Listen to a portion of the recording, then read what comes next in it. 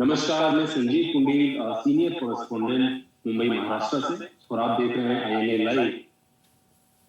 जैसा कि आप सब लोग जानते हैं कि कोविड-19 की जो दूसरी लहर है, एक सुनामी की तरह इसने जो है पूरे संसार को, हमारे देश को, सभी राज्यों को प्रभावित किया है। उसी विषय में बात करने के लिए हमारे साथ जुड़े हैं दिल्ली से हमारे सीनियर जर्नलिस्ट मनीष त्रेहान जी, और वो आपको दिल्ली और आसपास के राज्यों की जो भी जानकारी है वो देंगे। साथ ही मैं आप सभी साथियों से जो कि हमारे साथ जुड़े हैं उनसे निवेदन करना चाहूंगा कि कोविड-19 के जो भी प्रोटोकॉल्स हैं उन्हें सख्ती से उनका पालन करें। आप मास्क लगाएं, 2 गज की दूरी रखें, वो जरूरी हो तभी बाहर जाएं। अपने लिए, अपनों के लिए ये करना बहुत जरूरी है। चलिए अब हम मनीष जी से पूछते हैं कि दिल्ली के आसपास के राज्यों में जो सरकारी दावे हैं और जो धरातल पर सच्चाई है, उस विषय में आप बताइए, क्या चल रहा है दिल्ली में? मनीष। नमस्कार संजीव जी। संजीव जी, हम दिल्ली का हालचाल पता करें इससे पहले, क्योंकि देश की सुनामी ये जो कोविड-19 की आई है, ये सबसे पहले जो इसकी दूसरी लहर है ये महाराष्ट्र में आई और हम पूरे देश को लेकर ही चिंतित हैं और महाराष्ट्र में इसने सबसे ज्यादा तांडव भी मचाया है। अब मैं आपसे जानना चाहूंगा महाराष्ट्र की क्या स्थिति है इस समय? महाराष्ट्र के बारे में मैं आपको बताऊं कि आज जो है 67,000 के करीब केसेस थे महाराष्ट्र के, और महाराष्ट्र में भी दूसरे राज्यों की तरह, देश की तरह जो है ऑक्सीजन की कमी, मेडिसिन की कमी, बेड्स की कमी, और साथ ही यहाँ पे जो कुछ छुटपुट लापरवाहियां हुई हैं, जैसे ऑक्सीजन सिलेंडर फटना या अस्पताल में आग लगना, इन लापरवाहियों की वजह से भी काफी दिक्कतें रही। लेकिन एक अच्छी बात ये रही कि महाराष्ट्र जो है अग्रिम रहा एक मिनी लॉकडाउन लगाने में, और उसके सकारात्मक परिणाम भी आए हैं। लेकिन आगे स्थिति कैसी रहेगी, कैसी नहीं रहेगी, इस बारे में जो है अभी ज्यादा जानकारी मुझे नहीं है। लेकिन अभी तक के जो आंकड़े हैं वो फिर से बढ़ते नजर आ रहे हैं, और फिर से जैसे कि खबरें बाहर से आ रही है वैसी खबरें यहाँ पर भी। मैं आपसे मनीष जी जानना चाहूंगा, और हमारे जो दर्शक गण हैं, जो श्रोतागण हैं, जो हमारे साथ जुड़े हैं, वो भी चिंतित होंगे इस बात को लेकर कि हर जगह जब भी हम समाचार देखते हैं, दूसरे जो भी न्यूज चैनल देखते हैं, वहां पर हमेशा रुदन और जिस तरह की भयावह स्थिति है वो मतलब असहनीय है। शायद अब लोग टीवी देखना बंद ही कर दें, इस तरह की स्थिति है। लेकिन अगर, क्योंकि हमारा जो आईएनए जो है, जो चैनल है, हम उस तरह की खबर लेकर आते हैं जो कि किसी को कोई एंटरटेनिंग फैक्टर ना रहकर, कोई बैकग्राउंड म्यूजिक ना लगाकर हम सच्चाई की बात करते हैं। तो मैं आपसे सच्चाई जानना चाहूंगा कि सरकारी दावे जो हैं और जो धरातल पर जो आदमी रो रहा है, जिसके पास पैसे नहीं है, जिसके पास, वो कहाँ देखे, क्या करे, क्या स्थिति है? संजीव जी, बहुत दुखद स्थिति है। हमने इतने लंबे करियर में बहुत सारी चीजें देखी, बहुत दुखद घटनाएं भी देखी, लेकिन ये जो सुनामी है, जो सेकंड वेव ऑफ कोविड है, इसमें जो मृत्यु का आंकड़ा है और जो सरकारी आंकड़े हैं, ये सब खेल है और स्थिति बहुत ही भयावह है धरातल। देखिए, दुखद ये बात तो है ही कि कोविड की जिस लहर से हम जूझ रहे हैं, लेकिन उससे दुखद बात ये है कि हमारे पास में इलाज के पर्याप्त साधन नहीं है। आदमी कोविड से नहीं, इलाज नहीं मिलने से मर रहा है। ये बात समझनी होगी। आदमी जब वो बीमार हो रहा है तो उसके लिए ऑक्सीजन पर्याप्त नहीं है हमारे देश में, उसके लिए आईसीयू बेड्स नहीं है, उसके लिए जरूरी दवाइयां जो कोविड में चाहिए थी ये नहीं है, और इसके लिए हम पर्याप्त मौका मिला हमें, पहली लहर के बाद दूसरी लहर आने तक पर्याप्त मौका मिला हमें इस चीज के लिए, लेकिन हमारी कोई तैयारी नहीं रही। या ये कहिए कि पूरा सरकारी सिस्टम चरमराया हुआ है, इनको अंदेशा नहीं था कि इस विकराल रूप में ये बीमारी दोबारा लौटेगी। जी, आपने बहुत अच्छी बात की कि कोविड-19 से तो जो स्थिति है वो है ही, लेकिन लोग जो है जो जान गंवा रहे हैं वो क्योंकि हमारी व्यवस्था, हम लोगों ने तैयारी नहीं की और इलाज नहीं मिल रहा। अच्छा, एक चीज बड़ी एक सोचने का विषय है जो कि शायद पहले कभी ध्यान नहीं दिया गया। तो ऑक्सीजन जो है ये तो बेसिक है। हम कभी ये सोचते थे कि पानी की कमी और हवा की कमी, हम किताबों में पढ़ते थे कि आगे इस तरह की स्थिति बनेगी, हमारे सामने ही ऐसी स्थिति की बेसिक चीज है और उसकी इतनी कमी, और सरकार ने कोई तैयारी नहीं करी। जब पहले की लहर आई थी, उसके बाद दूसरी लहर में आना ही था, सबको पता था, लेकिन आप इलेक्शन में बिजी हैं। तो इसका इसका इसकी जिम्मेदारी किसी को तो लेनी होगी।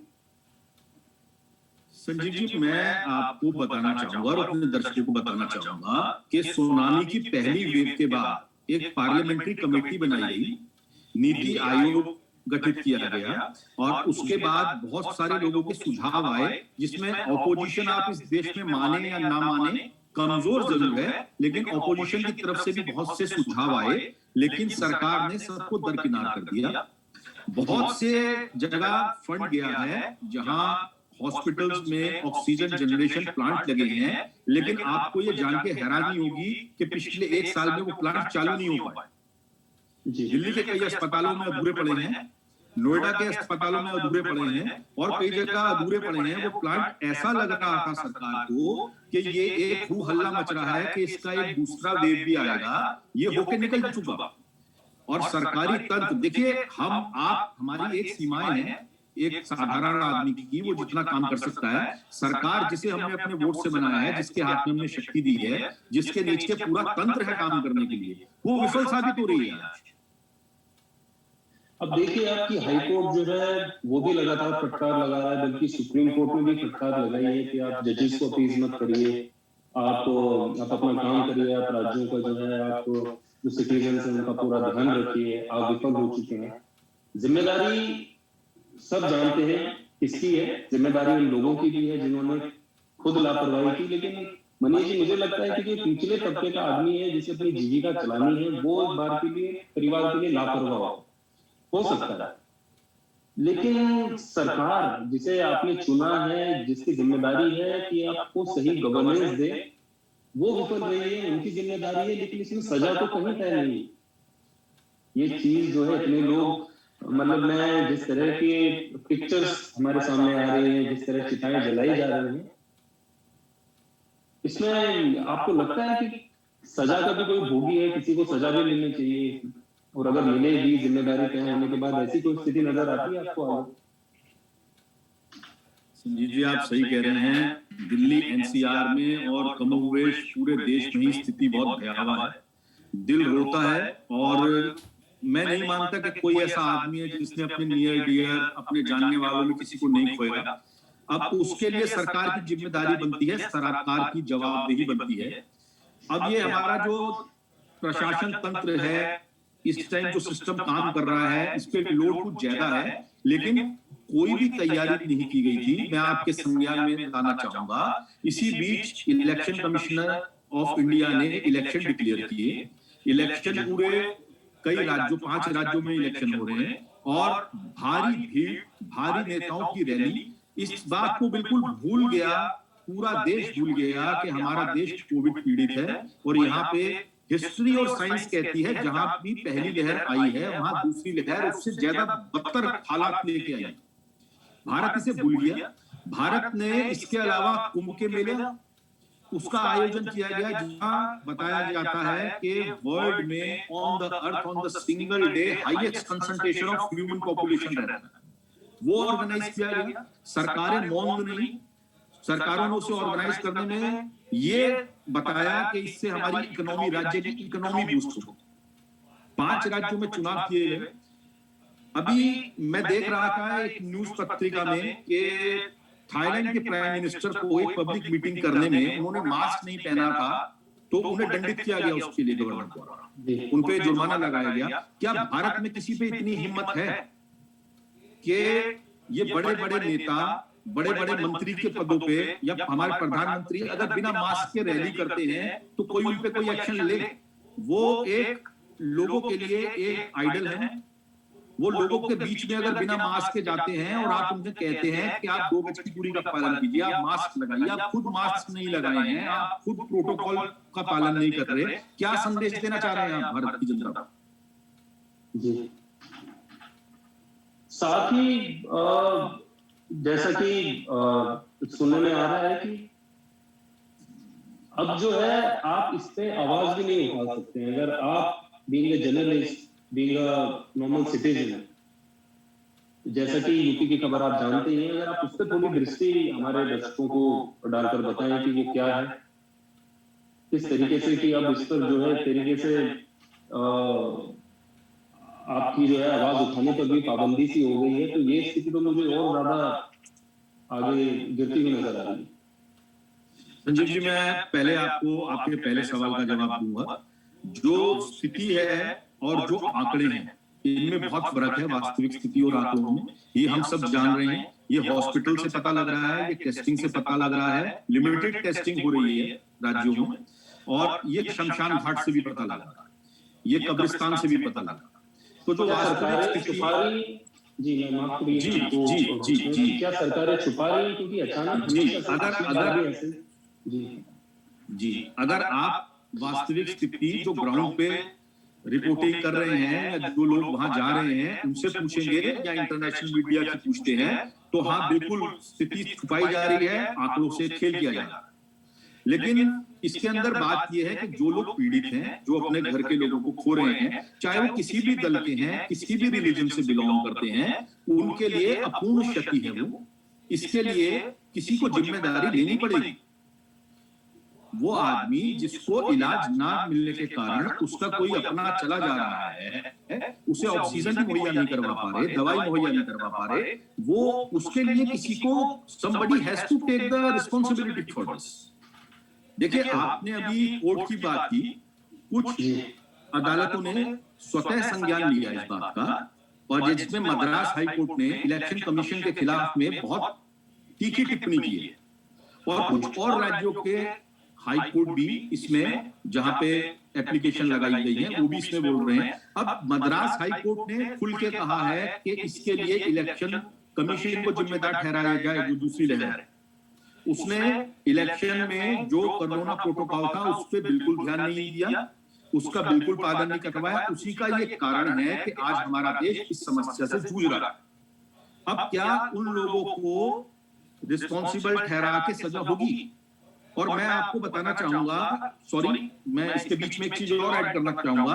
अभी हमारे यूपी में पंचायत चुनाव हुए, बहुत आग्रह करने के बाद मेरे एक परिचित ने अपनी ड्यूटी कटवानी चाहिए क्योंकि वो उसका स्वास्थ्य ठीक नहीं था, लेकिन उसे ये कह के मना कर दिया गया कि अगर तुमने इलेक्शन से ड्यूटी करवाई, तुम्हारी ड्यूटी जो है वो राज्य सरकार कर्मचारी है, तो शमशान घाट में लगा दी जाएगी। And he is not at all well. वो जब अपने घर लौटा है, उसकी मदर भी बहुत सीरियस हैं, वो ओल्ड एज हैं। ऐसे आसपास में तमाम किस्से आ रहे हैं। और आज मैं आपको बताना चाहूंगा दैनिक जागरण के हवाले से कि 135 शिक्षक जिनको प्रदेश में चुनाव ड्यूटी में लगाया गया था, उनकी मौत हो गई है। 135 शिक्षकों की मौत हो गई। तो कौन, किसे आप इसके लिए जिम्मेदार ठहराएंगे कि इलेक्शन कमीशन जबरन लोगों को इलेक्शन करने पे मजबूर कर रहा है? लोग भी रैलियों में प्रोटोकॉल का पालन नहीं कर रहे, हमारे बड़े बड़े नेता उसका पालन नहीं कर रहे, और पूरे देश को इस आग में झोंक दिया। और मुझे जो हमारा मेन स्ट्रीम मीडिया है वो भी अपने पॉलिटिकल प्रेशर की वजह से, जैसे कि हमेशा होता रहा है, लेकिन ये एक ऐसा समय है जहां पर आपको जो सच है वो दिखाना चाहिए। लेकिन अभी भी जैसा कि आप बता रहे हैं, ये खबर तो जो है मुझे आप ही से मिल रही है, कहीं पर भी न्यूज स्ट्रीम में, कहीं अखबार में ये खबर नहीं है। तो इस तरह की कई सारी खबरें हैं जो कि छुपाई जा रही है, मैनिपुलेट की जा रही है।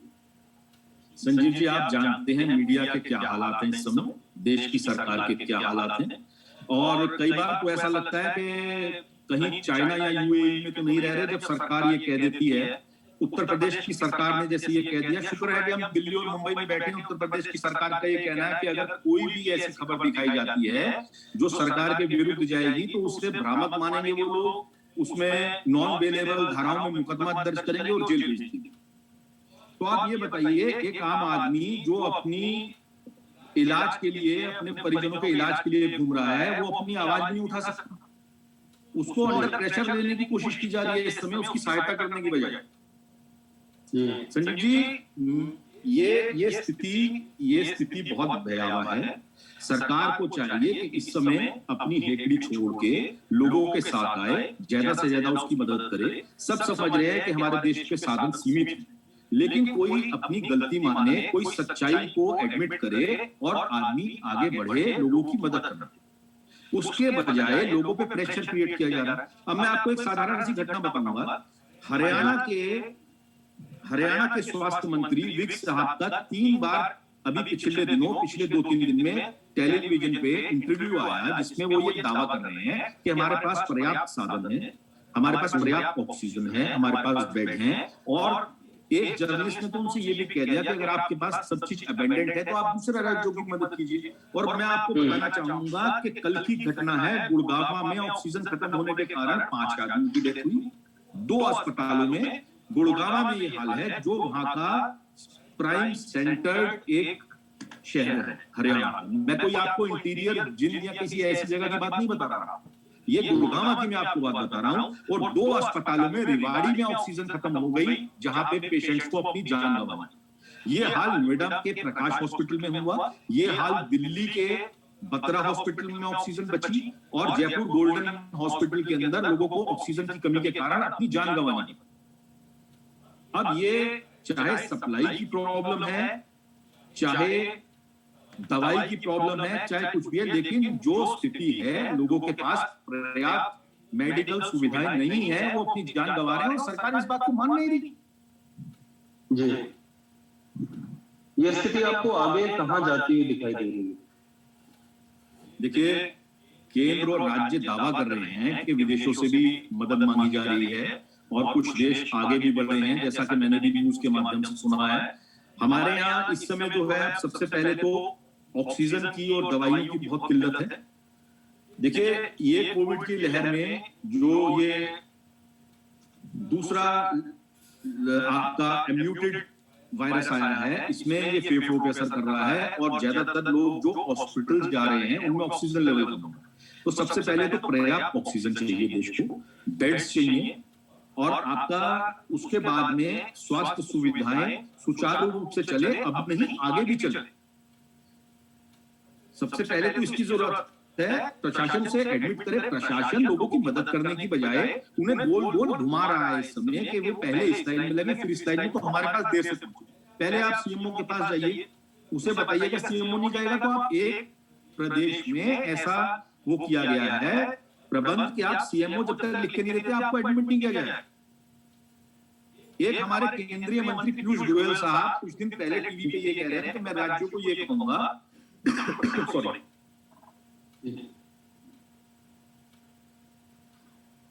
कि ऑक्सीजन को वाइजली यूज कीजिए।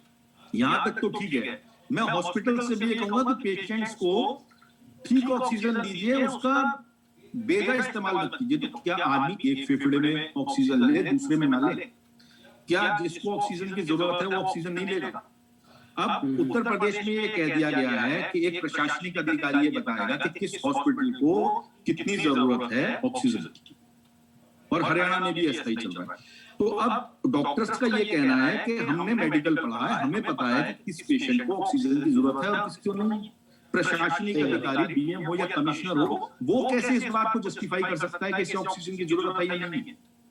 ये सब एक आई वॉश है, क्योंकि ऑक्सीजन की कमी है तो आदमी वहां तक पहुंच ही बहुत लेट रहा है, उसके बीच में वो मरे जा रहा है।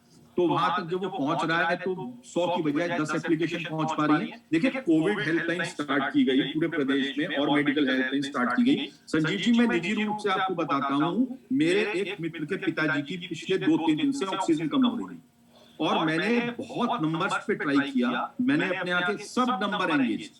ऑक्सीजन के लिए मुझे कुछ प्राइवेट नंबर मिले, मैंने उन पे पता किया, ऑक्सीजन नहीं है। ऑक्सीजन हम ये चाह रहे थे कि उनका ऑक्सीजन लेवल फॉल कर रहा है, हम उसके लिए कुछ प्रबंध करके रखें या हमारे यहाँ कहीं बेड उपलब्ध हो तो हम वहां बात करें। आप यकीन मानिएगा, मैं खुद कोविड से पीड़ित रहा और मेरा परिवार पूरा, मैं भगवान से बस यही दुआ करता रहा कि मैं हॉस्पिटल न जाना, क्योंकि जो स्थिति दिखाई दे रही है उसमें बस आदमी यही सोच रहा है कि मुझे हॉस्पिटल ना जाना पड़ जाए। एक टेस्ट के लिए, देखिए यूपी में सीमित टेस्ट हो रहे हैं, अगर किसी को आपको शंका है कि आपको कोविड हो रहा है, यही हालात हरियाणा में है, यही हालात दिल्ली में है कई जगह, तो आपको टेस्ट के लिए भी इतना इंतजार करना पड़ रहा है और आपकी जो रिपोर्ट है वो भी 5-5, 7-7 दिन बाद आ रही है। तो आप कैसे इस चीज को जस्टिफाई करते हैं कि सारा सिस्टम ठीक चल रहा है? जी, ये जिम्मेदारी तो सरकार को लेनी पड़ेगी, अभी नहीं तो कुछ समय बाद, वरना जनता का जो रोष है, जनता का जो रुदन है, वो तो जो है इसका परिणाम आगे ये देखेंगे ही जब भी इलेक्शन होगा। संजीव जी, कोविड ये नहीं देख रहा आप किस धर्म के हैं, किस जाति के हैं, आप कौन सी पॉलिटिकल पार्टी से हैं। देखिए, मैं आपको पिछले 2-3 दिन की घटनाएं बताऊं।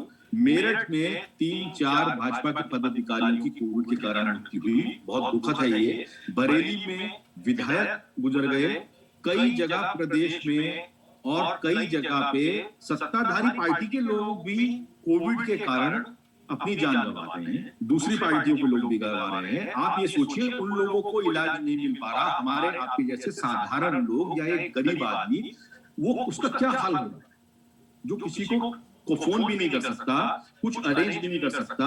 जैसा कि चीजें महंगे दामों पे पता लग रहा है कि बिक रही हैं दवाइयां, और वो आदमी अफोर्ड नहीं कर पाए।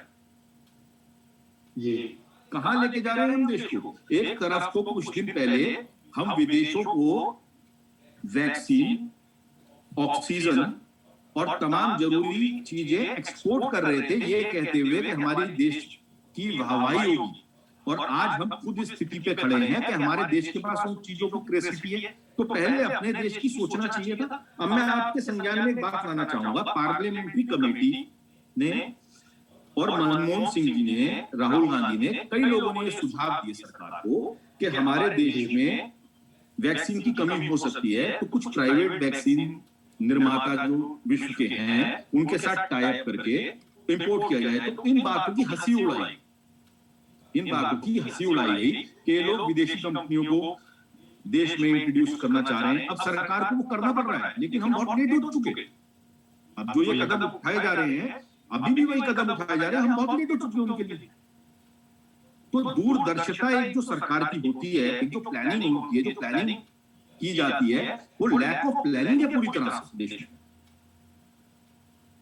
बल्कि राहुल गांधी जो है वो पहले लीडर हैं जिन्होंने बोला कि बंगाल में कि मैं जो है प्रचार नहीं करूंगा, और इस बात की भी खिल्ली उड़ाई कि भाई देखिए, विपक्ष कमजोर है इस देश में, विपक्ष कमजोर है। आप किसी भी बात को हंसी में उड़ा सकते हैं, लेकिन जो चीज सामने नजर आ रही है, जो पार्लियामेंट्री कमेटी ऑपोजिशन के और भी लोगों के सुझाव आए थे, तो कुछ भाजपा के नेताओं ने भी ये सुझाव दिए थे कि हमें इसकी तैयारी करनी चाहिए, वो कुछ नहीं किया गया।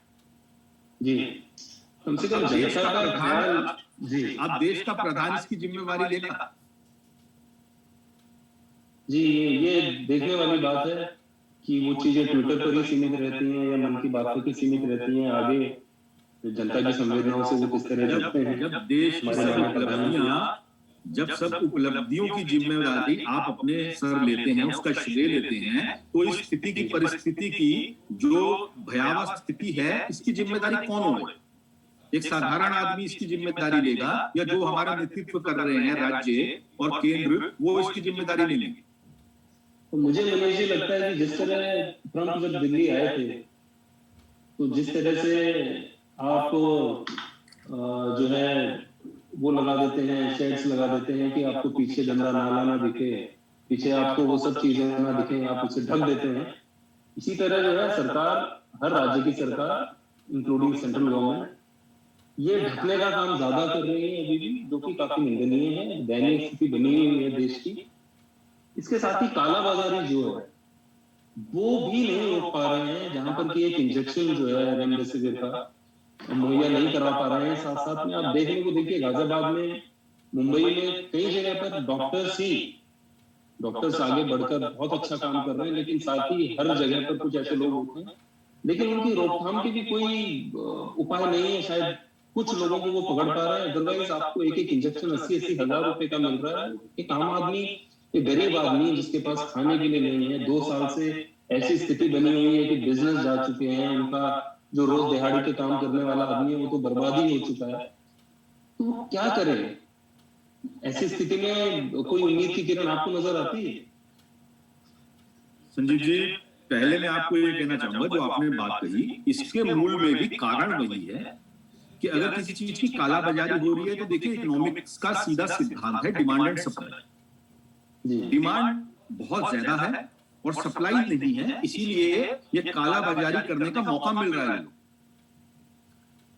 अब जिसके घर का मर रहा है और उसे ऑक्सीजन की आवश्यकता है, तो हो सकता है वो 400 रुपए का सिलेंडर 4000 में, 40,000 में कुछ भी देने के लिए तैयार हो जाएगा। और इसी बात का जो लोग कालाबाजारी कर रहे हैं वो फायदा उठा रहे हैं, क्योंकि डिमांड एंड सप्लाई, अब डिमांड जब इतनी बढ़ गई है, लेकिन इस सबके पीछे मूलभूत कारण जो है वो है प्लानिंग और हमारी दूरदर्शिता का ना होना।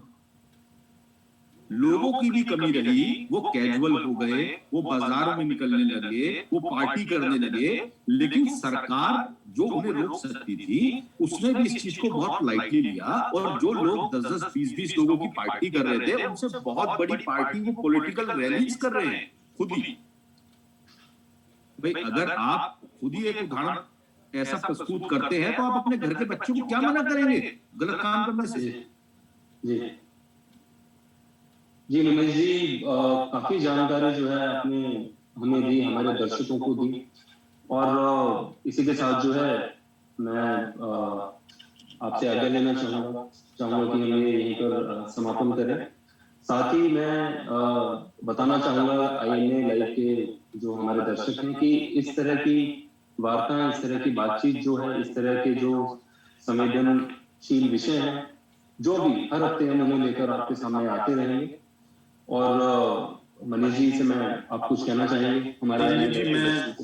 संजीव जी, मैं पहले तो दर्शकों को ये कहना चाहूंगा कि इस समय जो हालात चल रहे हैं, आप सब सुरक्षित रहिए, कम से कम बाहर निकलिए, कोविड प्रोटोकॉल का पालन कीजिए, खुद भी सुरक्षित रहिए, अपने घर वालों को भी सुरक्षित रखिए। देखिए ये घड़ी बहुत अंधेरी है, चिंता में है, लेकिन ऐसा नहीं है कि हर शाम की और रात की एक सुबह भी होती है। हम सब लोग मिलके डट के एक दूसरे का साथ देके इस परिस्थिति से निकलेंगे।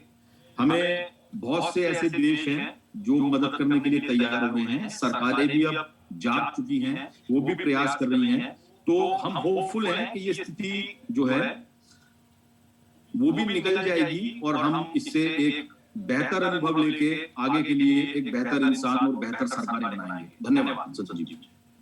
जी बिल्कुल, मैं भी इसी के साथ ये समाप्त करना चाहूंगा कि काले बादल हैं, लेकिन आखिर बादल ही छट जाएंगे, चले जाएंगे। तो इसी उम्मीद के साथ हम अगले हफ्ते आपसे मिलेंगे, फिर से कुछ मुद्दों पर बात करना। धन्यवाद।